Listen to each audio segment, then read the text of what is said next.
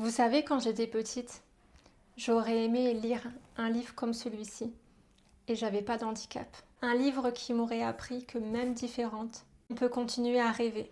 Parce que je vous cache pas que quand j'ai eu mon handicap à l'âge de 17 ans et demi, que ça m'est tombé dessus, j'ai eu un handicap invisible pendant très longtemps.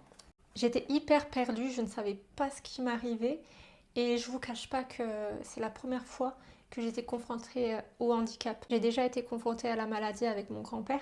C'est vrai, quand on est enfant, on se pose énormément de questions, des fois sans réponse.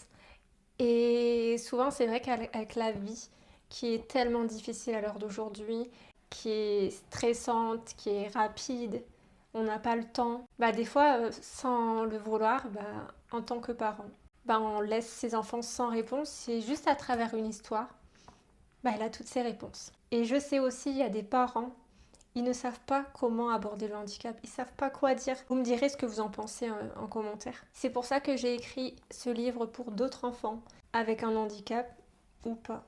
Mira et le fauteuil magique, ce n'est pas juste une histoire. C'est l'histoire de nombreuses personnes. C'est l'histoire de nombreux enfants.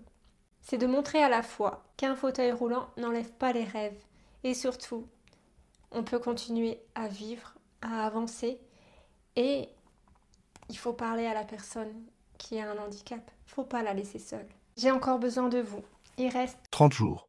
pour que ce projet atteigne les 150 précommandes pour que ce livre voit le jour. Et ça sera grâce à vous. Je vous mets le lien dans ma bio pour précommander mon livre, Mira et le fauteuil magique.